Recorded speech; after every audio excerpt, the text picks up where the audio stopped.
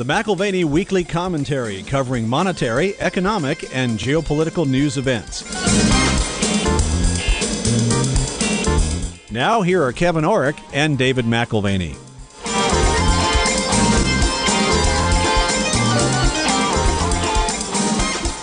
Welcome to the McAlvany Weekly Commentary. I'm Kevin Orrick along with David McAlvany. David, we're joined today by Michael Pettis. Well, he's back on the program, and we're looking at a couple of issues which he explores in depth in a new book called After the Fall, The Future of Global Cooperation. Now, he co-wrote that with a number of other authors, That's did he right. not? Jeffrey Frieden at Harvard, Danny Roderick at Harvard, and Ernesto Zedillo, who's at Yale as an economist. Who used to be the president of Mexico. That's right. So as an economist in Mexico, again, they're bringing a very unique insight into sort of globalization themes, international cooperation, and what stands between the world working together or falling to pieces. Now, we began to explore some of the challenges to globalization in a conversation with Harold James 2 years ago. This brings us up to date in terms of the crisis, resolution, to whatever degree we have had that, and what we see as international cooperation or lack thereof in the present and future tense.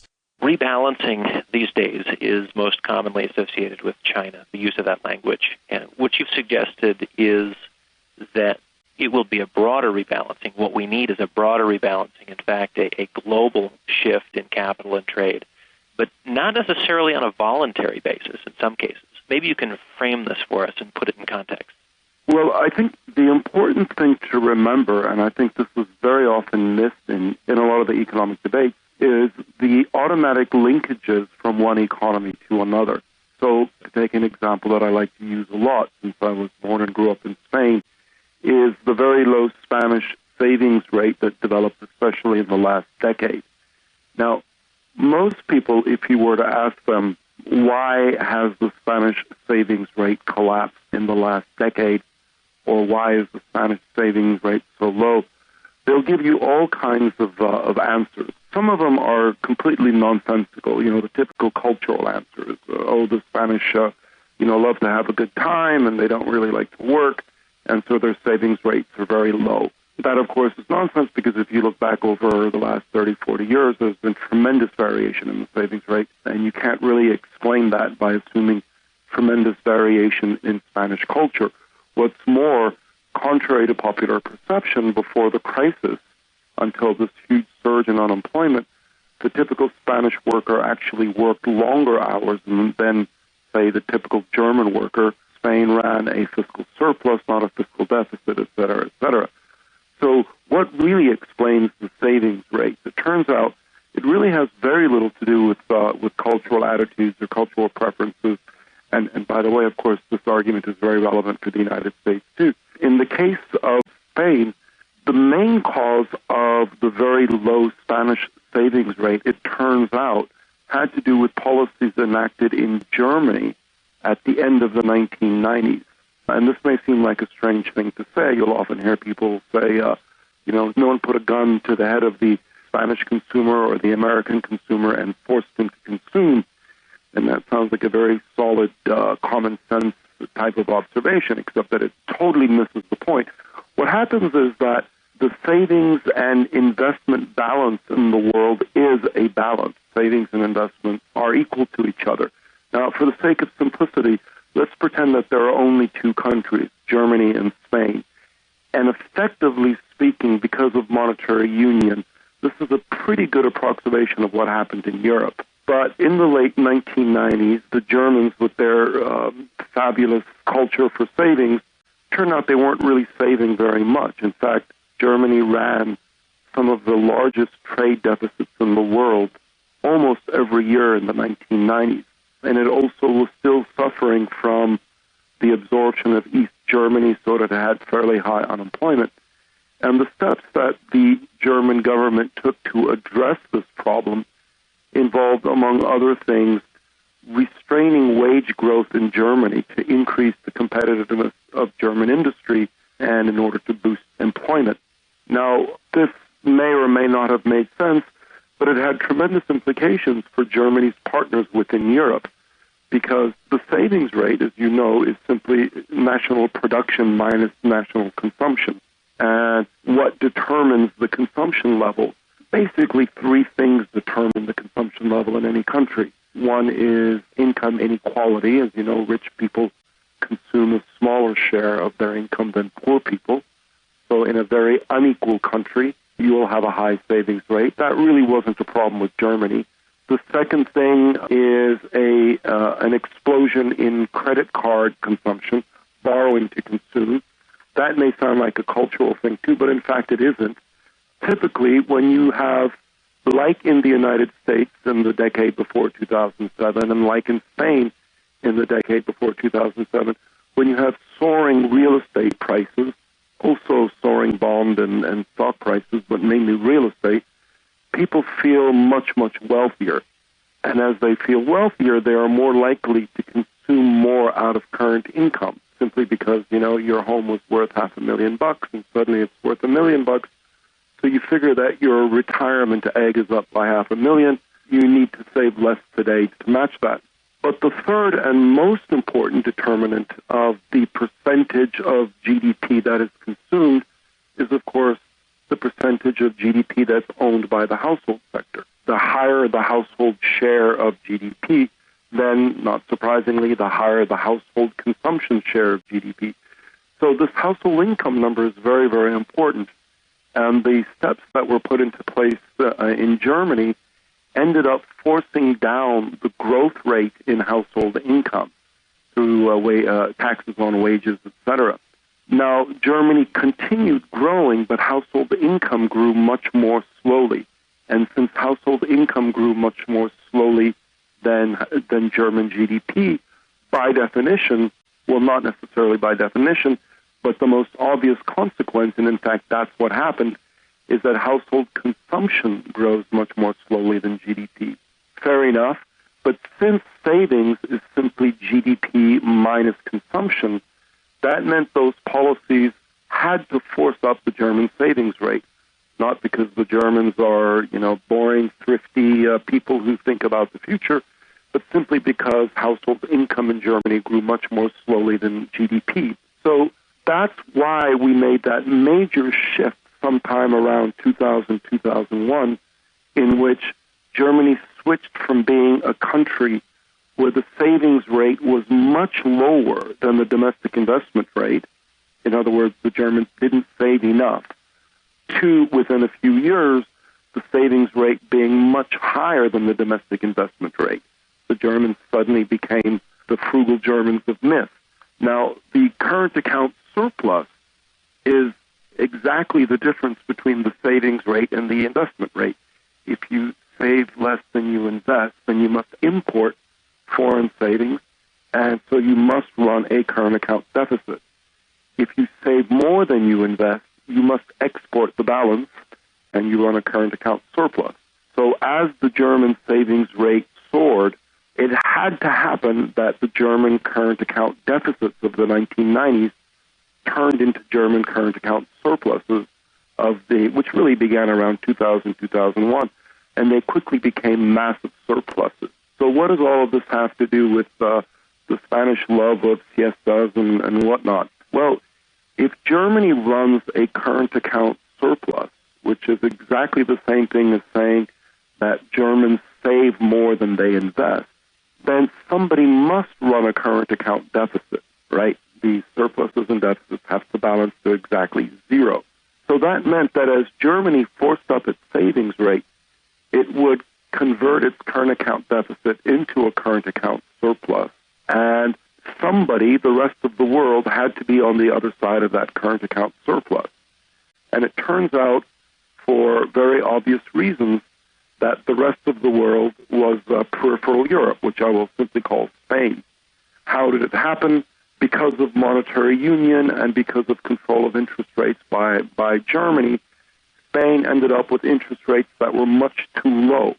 So Spain had effectively a real estate and a stock market boom driven largely by excessively low interest rates and German capital exports from Germany to Spain, mainly through the banking system. Now, it turns out that in a two-country world, and we can go into a real world with lots of countries, but the argument doesn't change. It just becomes much more complicated to explain it. But in a two-country world, if the Germans Germans force up their savings rate higher than their investment rate, then Spain has only a few ways it can respond. 4 ways, basically. One way is it can refuse to accept the German capital. And remember, if Germany exports capital to Spain, it must run a current account surplus against Spain's current account deficit. So it can refuse to do so. It can impose trade tariffs. It could devalue the currency or so on. Of course, under the euro, Spain couldn't do any of that. It had no choice but to run the corresponding deficit. So in Germany, the surplus is the same thing as saying that savings exceeded investment. And in Spain, the corresponding deficit meant that investment had to exceed savings. So somehow or the other, as long as Spain didn't intervene in trade, its savings rate had to be lower than its investment rate. So there is a few ways it can do it. One way it can do it is by significantly increasing investment in infrastructure, investment in real estate, et cetera, et cetera. And Spain did that. And in the beginning, much of that investment was probably needed. But as often happens when you have tremendous capital inflows and extremely low interest rates, the investment becomes increasingly misallocated. So there was huge amounts of apartments built in the part of Spain where I live and where my family still lives. It's dotted with empty apartment buildings, this massive building of apartment buildings, much like what happened in many parts of the United States. So one of the things Spain could do was to increase investment. The other thing Spain could do was to increase consumption by borrowing. And in fact, it did that. As real estate prices soared and as the stock market soared, Spaniards felt richer and richer, and so they increased their consumption for the same reason Americans increased their consumption with the soaring real estate stock and bond market. The third thing Spain could do is, and this is not a choice, but it could happen, and that is it could let its unemployment soar. Why would that work? Because as unemployment goes up, as you fire workers, their income goes down, but their consumption doesn't go down as quickly. They consume either out of savings or they consume out of social welfare payments, or they borrow from their relatives or whatever. But those are it. I've listed all the ways that Spain could adjust to a rise in German savings. It could either refuse to accept it, intervening in trade, which legally it wasn't allowed to do. It could increase investment. It could increase investment fueled by debt. It could increase consumption fueled by debt, or it could increase unemployment. Perhaps not surprisingly, Spanish politicians were not very eager to try the third way, so they were left with the first 2 ways. In a perfect world, they would have increased investment in necessary infrastructure, but that's tough to do, and for whatever reasons, they didn't do it. They ended up increasing investment and increasing consumption, and much of this investment was tied to the real estate bubble. As long as they could keep borrowing, they could choose to increase investment and consumption rather than choose to increase unemployment. So everything was fine, and Spain experienced a massive bubble. Income soared. Everybody was very happy until around 2008 when the crisis hit Spain. After it hit, suddenly they were unable to borrow. So we're left back with my 4 things that Spain could do. Attack trade, intervene in trade, borrow to invest, borrow to consume, or let unemployment go up.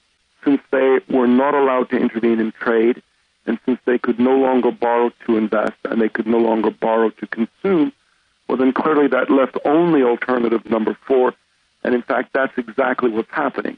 Unemployment has soared. So you'll notice that what really drove changes in the Spanish savings rate had very little to do with Spanish preferences.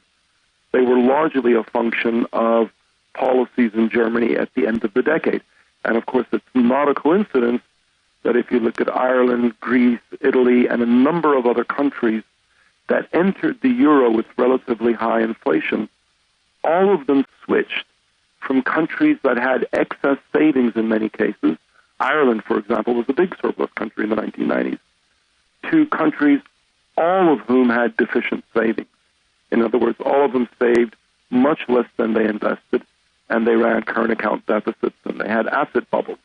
It isn't a coincidence that all of these countries got hit at the same time, roughly the same time that Germany switched from deficit into surplus.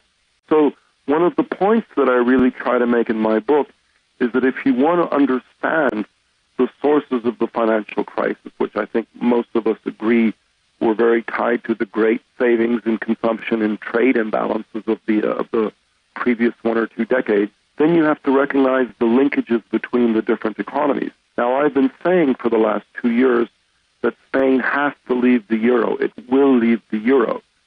And the only thing that will prevent it from leaving the euro is not good policies in Spain. It's not in their hands anymore. If you want Spain to stay in the euro, then you need the Germans sharply to cut consumption taxes and income taxes and increase investment so that the Germans can increase investment, reduce savings, and force their current account surplus into a large deficit. It's only that way that Spain can then run the corresponding surplus at relatively low levels of unemployment. But the Germans are very worried about debt themselves, so they refuse to do that. So remember, as long as Germany's running that large surplus, Spain still has only those 4 options.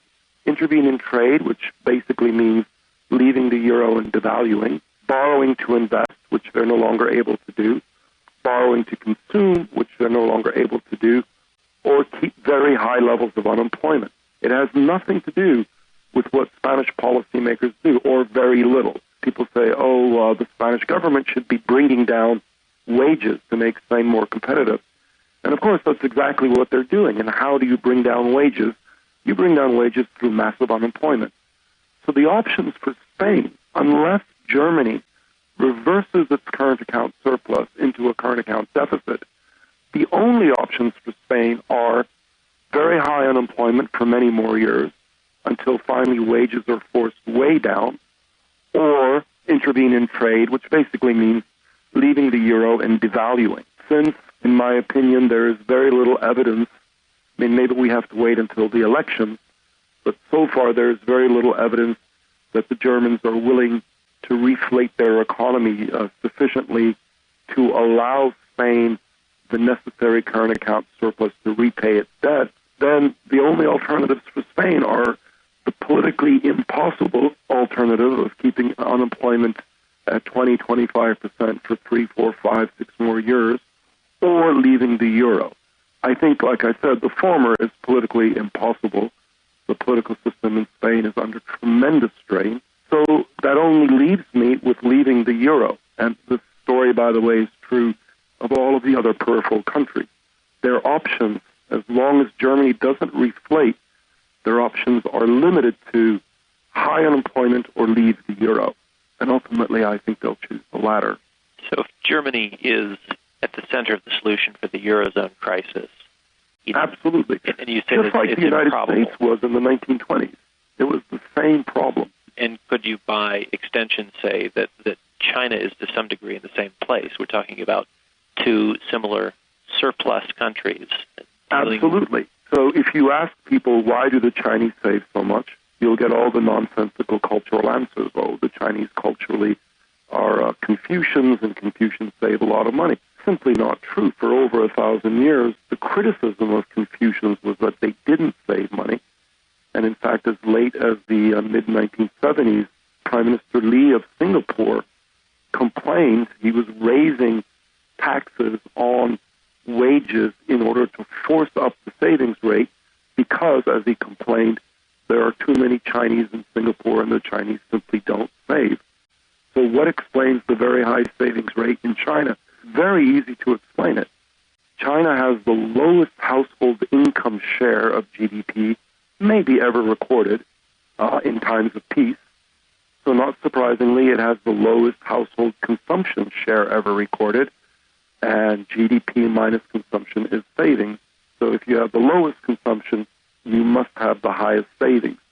If China runs very high savings, which exceed domestic investment and force it into a current account surplus, then somebody else must run the corresponding deficit, and it must do so either by raising its investment rate or lowering its savings rate. since the U.S. is a very open and flexible economy, and it's capable of, its financial system is sophisticated enough that it's capable of running large current account deficits, whenever any country in the world wants to run large current account surpluses, the corresponding deficit is usually in the United States. So we saw this in the 1980s, and we saw it with the Japanese, and we see it again in the last recent years with the Chinese. Unless the U.S. intervenes in trade, it has no choice but to accept a large current account deficit if the rest of the world is going to run a large current account surplus. Is it fair to say that a financial crisis is one means of correcting trade imbalances? Absolutely. In fact, historically, most, I would say every financial crisis, unless it's associated with war or famine, but every financial crisis is associated either with significant trade and capital flow imbalances, the 1930s, the debt crisis in the developing world in the 1980s, most recently, or it's associated with domestic financial imbalances. These are one of the two great sources of financial crises. Now, interestingly, in this case, at least in the U.S., we have the balance of payments mechanism. As you mentioned, this is not a new crisis. This is almost a textbook case of global trade and capital imbalances. But we also have deregulation of financial services and a high expanded use of derivatives, which maybe are just correlated and not necessarily the cause. You would argue that they just happen to be sort of coincidental in the mix? Yeah, I wouldn't say coincidental. I would say that this is normally what happens on the back of these great imbalances. Now, a lot of people will say there was significant deregulation in the United States leading up to the crisis, and therefore deregulation was the cause of the crisis. In fact, this is a major argument in continental Europe. My problem with that is that if you look at the history of financial crises, they're all remarkably similar. There's not too many flavors. And it's hard to find any strong evidence that crises are more likely to occur in highly deregulated financial systems than they are in highly regulated financial systems.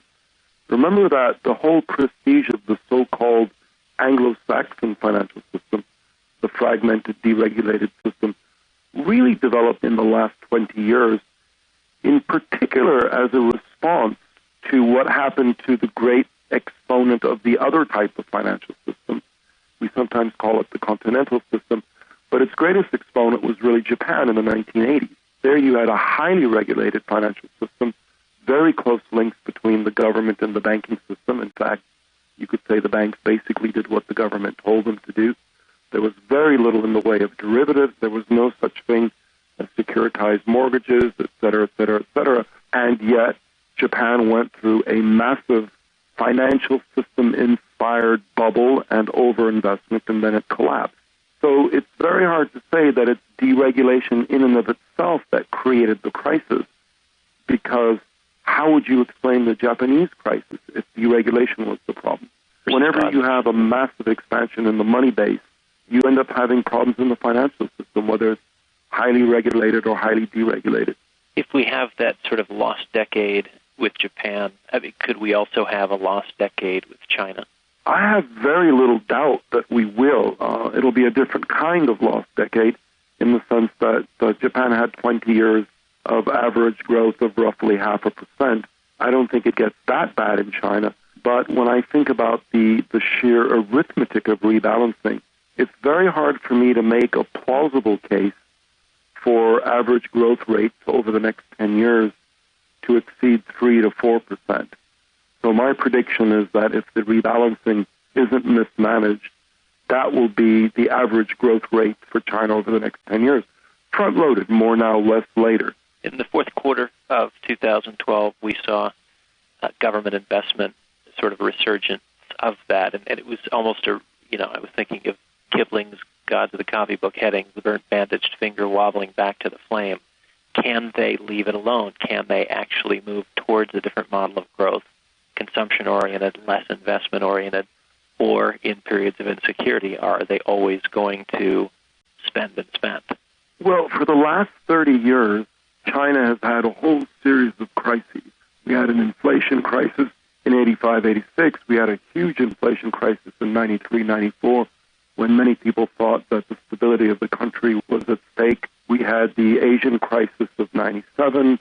We had effectively a banking crisis by the end of the decade, when most estimates put the total amount of non-performing loans in the Chinese banking system at around 40%.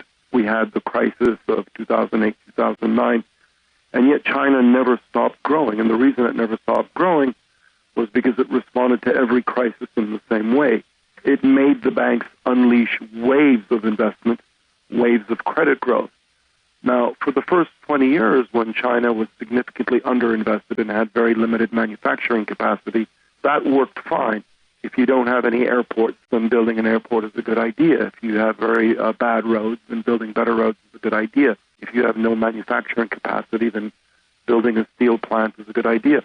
The problem is that investment levels have been so high for so long that China began misallocating investment. So the crisis that we face now is the first crisis that cannot be resolved by increasing investment. In fact, China needs to reduce investment significantly. And Beijing, I think, understands that. For the last 2 to 3 years, they've made it very clear that they recognize that investment levels are way too high. But the problem is you have three sources of growth. You have the current account surplus, and obviously in today's world, the world is in such poor shape that you can't really expect a lot of growth coming from the current account. Or you have investment, or you have consumption. And consumption in China is so low that it's hard for consumption to be an important source of growth. So you're left with investment. Beijing wants to bring investment levels down, but every time they do so, like in the first half of last year, growth rates come down very sharply. And so they step on the credit accelerator and growth rate surges. That's what we saw in the second half of last year, and we'll probably see high growth in the first half of this year. The interesting question for me is what happens in the second half of this year.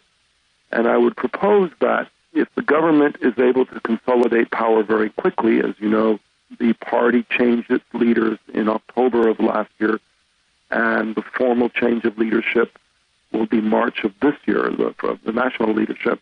If they're able to consolidate power very quickly, and if they're able to force down credit growth and the investment rate as they would like, growth rates in the second half of the year should slow sharply. But that's much easier said than done because, not surprisingly, there's tremendous opposition by the sectors and families that had benefited from all of this investment growth to a sharp reduction in investment growth. This whole debate takes place under the heading of quote-unquote vested interests. Whenever you see the phrase vested interests in China, that's basically what it means. We know we need to bring the investment growth rate down and to remove distortions in the financial system, but there is tremendous opposition to doing so, and we can't do it. Somehow or the other, China is going to have to get its arms around this. And I think Beijing understands the problem quite well. I just think that historically it's never been easy to make this kind of adjustment because of powerful vested interests. Let's assume they are successful. What are the implications of Chinese rebalancing for others around the world? Commodity exporting countries would be sort of at the top of the list, but next on the list would be perhaps the U.S. I mean, does our budget deficit run into troubles in terms of our ability to fund it if the Chinese have less in terms of trade surplus dollars? No, that's one of the big myths. Rich countries don't need foreign financing. The reason why the United States has to borrow from abroad is because if you run a current account deficit, that must be balanced by capital imports. In fact, the U.S. didn't really go out and borrow from China and from the OPEC countries and Japan, etc. What happened is the other way around. Those countries aggressively bought U.S. treasuries as a way of forcing up their current account surpluses. So the corresponding debt ended up in the United States. You know, people very often say if the Chinese stop lending the U.S. money, the U.S. government and the U.S. economy will be in serious trouble. But that gets it exactly backwards. If the U.S. wanted foreigners to increase their investment in U.S. government bonds by $1 trillion, it's very easy to do it. Force up the U.S. current account deficit by $1 trillion, and by definition, there'll be $1 trillion more of foreign financing. But it would be a very weird argument to make to say that the bigger the current account deficit, the cheaper the funding for the U.S. government, and the smaller the current account deficit, the more expensive the funding. In fact, it's almost the exact opposite. Countries with high current account deficits tend to have higher interest rates. Countries with high current account surpluses tend to have lower interest rates. And it's because the U.S. isn't really borrowing from abroad. It's borrowing domestically, but foreign purchases, net foreign purchases of U.S. assets result in a current account deficit. Imagine for a moment that the Chinese started bringing down their purchases of U.S. treasuries. Not violently and quickly, because that would be very damaging for everybody, most of all for China, so it's not going to happen. But let's imagine that they brought it down slowly. Well, first of all, that's exactly what the U.S. is demanding that they do when the U.S. asks them to raise the value of the currency. Raising the value of the currency to bring down the surplus is exactly the same thing as saying, buy fewer of our assets. Because remember, the current account and the capital account balance to exactly zero. Should the Chinese start buying fewer and fewer U.S. government bonds, what would happen in the U.S.? Well, the Chinese current account surplus would contract as the Chinese tradable goods sector becomes less competitive. As a result, the American tradable goods sector would expand, so American companies would be making more money. They would be employing more American workers, so American tax revenues would go up. At the same time, all of those unemployed workers who are no longer unemployed would stop receiving welfare payments, so American fiscal expenditures would go down, and that increase in revenues and reduction in expenditures would automatically finance whatever borrowing the U.S. government would need to do.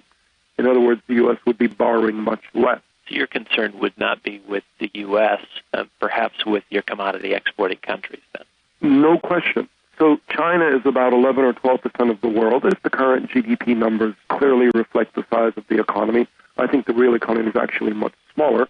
But still, let's accept the numbers. In spite of being only 11, 12% of the world, they consume 40% of global copper, 60% of global iron ore, cement, etc. They consume a huge amount. And the question is why? Well, the reason is very clear. Because the Chinese expenditures are not consumption, they are investment. And investment tends to be very hard commodity intensive. Obviously, when you build bridges, you need lots of steel. So as China rebalances away from investment and towards consumption, we're going to see a big shift in the composition of its demand. So its demand for copper, magnesium, iron ore, and on will drop very, very sharply.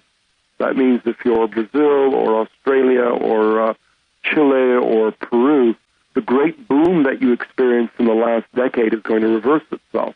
They were both caused by the same thing. The boom was caused by the surge in Chinese investment and the contraction in commodity prices, which, by the way, I think are going to drop by more than 50% in the next 3 years, will be caused by a reduction in the investment share of China's economy. But it's not all bad. If you are a manufacturing country, particularly a low-grade manufacturing country, like, let's take, for example, Mexico, in the last 10 years you would have been killed because you simply wouldn't be able to compete with very cheap Chinese manufacturing. But as China rebalances, the source of its export competitiveness shifts. As it rebalances, it has to raise wages, which reduces its export competitiveness. It has to raise the currency, which reduces its export competitiveness. And most importantly, it has to raise interest rates. And that's really the secret of Chinese export competitiveness, extremely low interest rates set artificially by the central bank. As all of these things happen, China's export competitiveness gets significantly eroded. But on the other hand, all of that money effectively is transferred to the household sector. So Chinese domestic consumption goes up.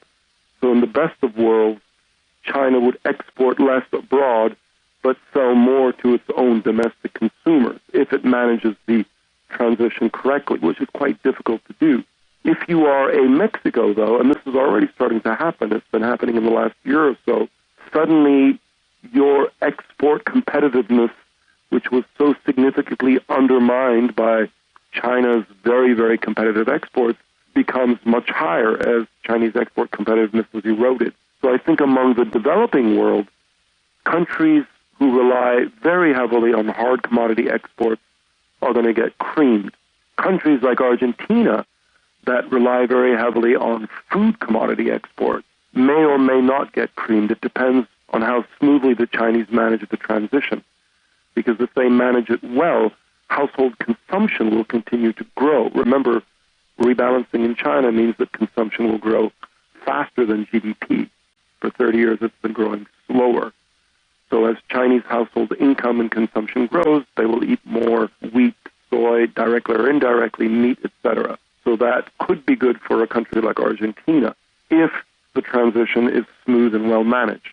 Countries that have done very badly in the last decade because their manufacturing sector got eroded significantly, those countries will do quite well.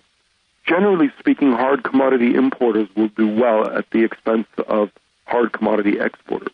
You look at the U.S. today, and it sounds as if the advantage that the Chinese have had for years with artificially low interest rates and a preference for the tradable goods sector over the household.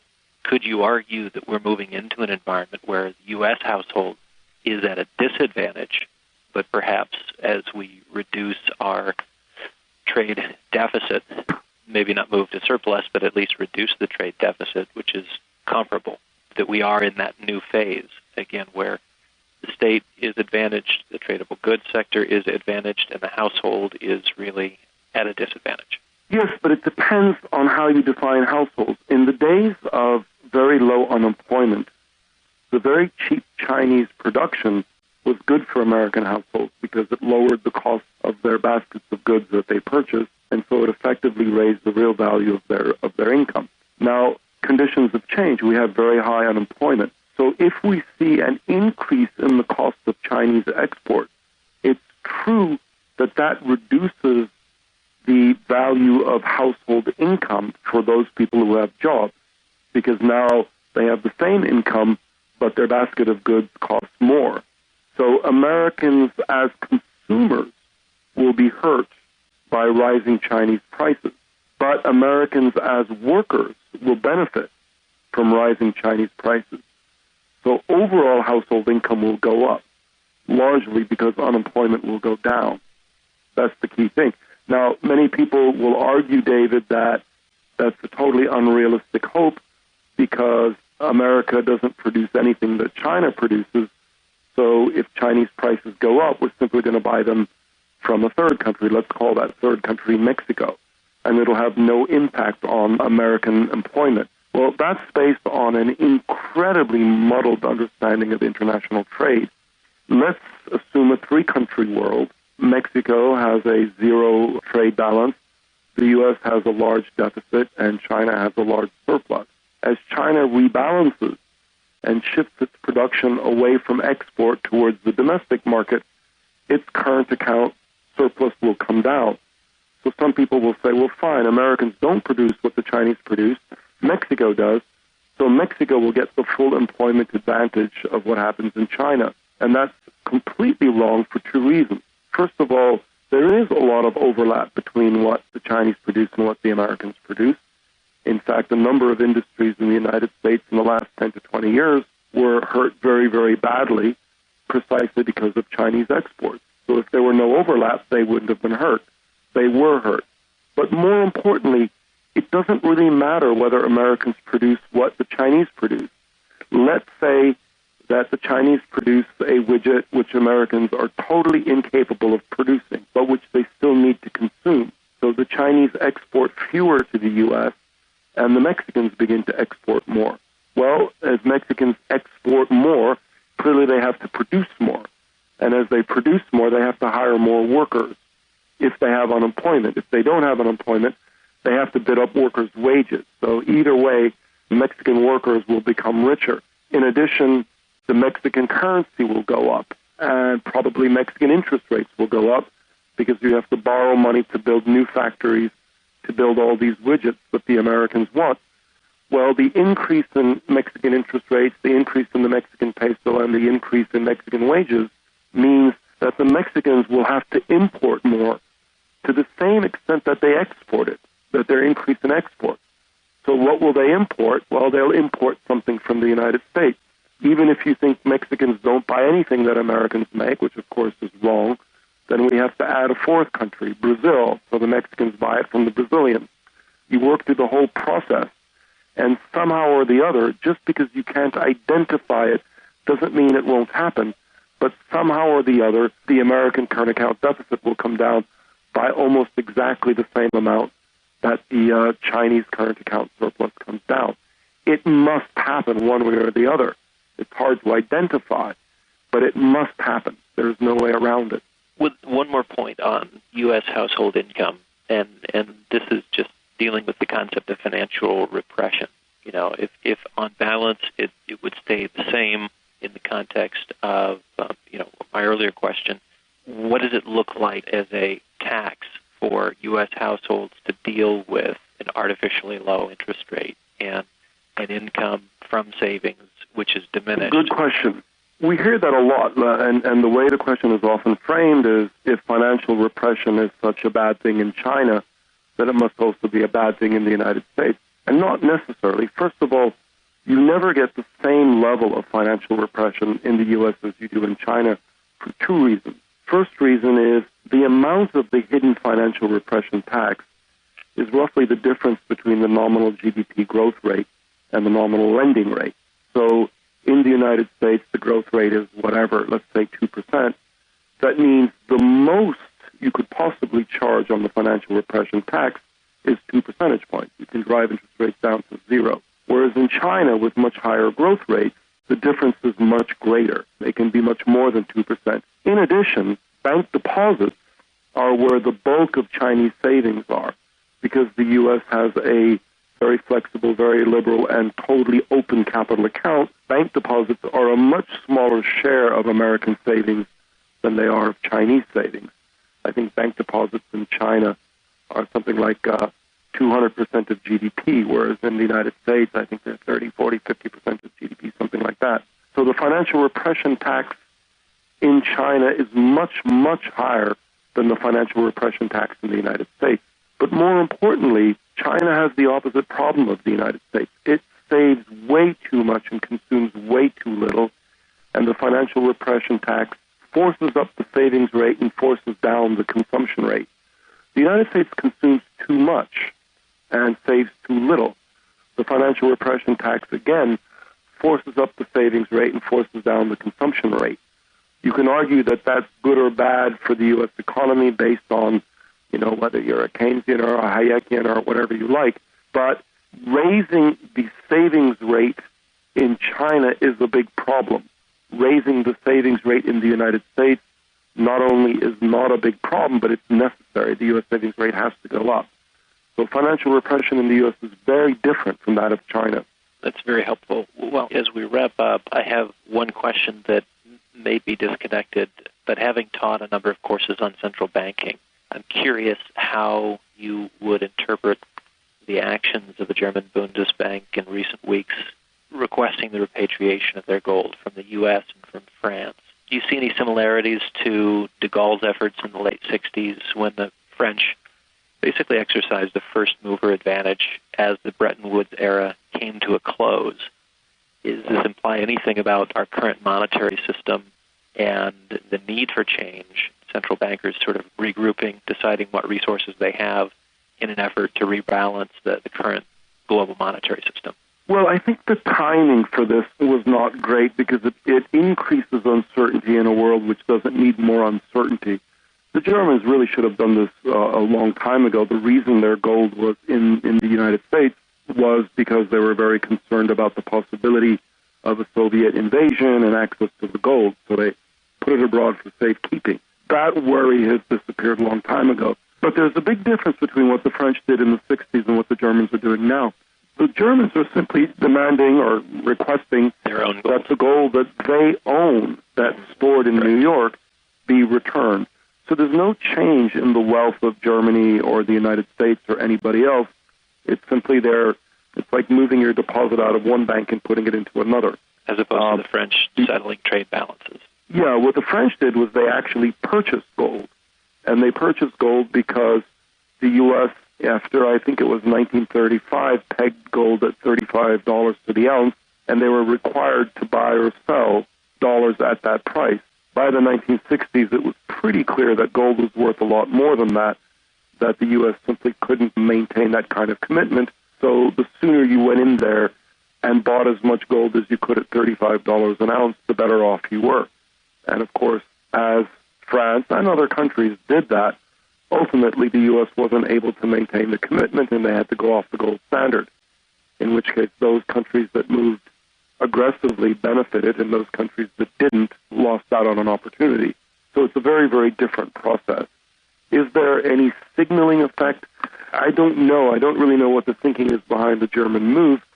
I would have just suggested that there might have been a better time to do that than right now when everyone is worried about what's happening around the world and is not looking for more uncertainty. And, this ties into what you suggest at the tail end of your book, The Great Rebalancing, the idea that there will likely be a change to the world monetary system. Will that be the special drawing rights of old? Will it be something that has the automatic rebalancing mechanisms of the old gold standard, but not necessarily the gold standard itself?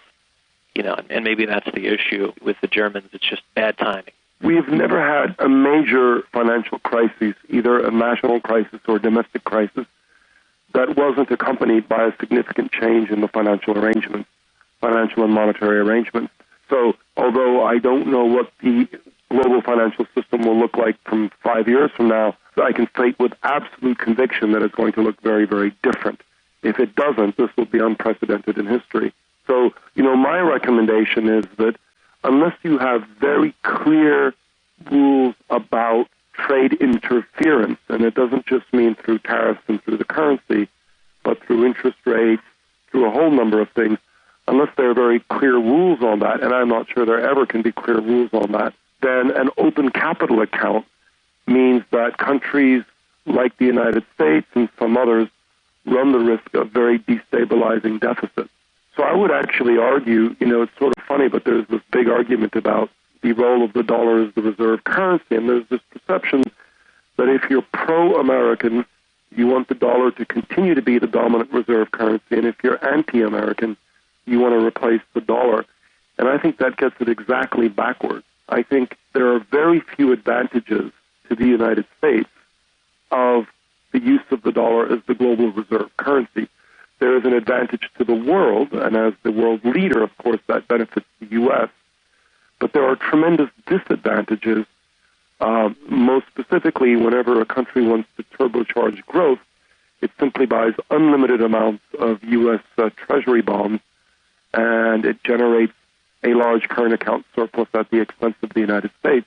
So I would argue that the U.S. should really move toward Keynes's old idea of the Bancor, or it should strengthen the whole issue around the special drawing rights, the IMF SDRs, or something, but it should make it more difficult for foreigners to acquire U.S. treasuries, just as it was in the 1950s and 60s, when there were taxes that prevented excessive capital inflows and outflows to the United States. Well, I know we're running out of time, but I appreciate your insights and thoughts. When we think of the book that you wrote many years ago, The Volatility Machine, it's made quite a contribution. And your most recent book, The Great Rebalancing, Trade Conflict and the Perilous Road Ahead for the World Economy, very readable and highly recommended as a way for people to look at relationships that perhaps they've misunderstood or been mistaught through the years. So thank you for adding clarity to a broader conversation and for joining us in this conversation today. We appreciate it. Thank you very much, David. Well, you've been listening to the McAlvany Weekly Commentary. I'm Kevin Ulrich, along with David McAlvany and our guest today, Michael Pettis. You can find us at McAlvany.com. That's McAlvany.com. Or just give us a call at 800-525-9556. This has been the McAlvany Weekly Commentary. The views expressed should not be considered to be a solicitation or a recommendation for your investment portfolio. You should consult a professional financial advisor to assess your suitability for risk and investment. Join us again next week for a new edition of the McAlvany Weekly Commentary.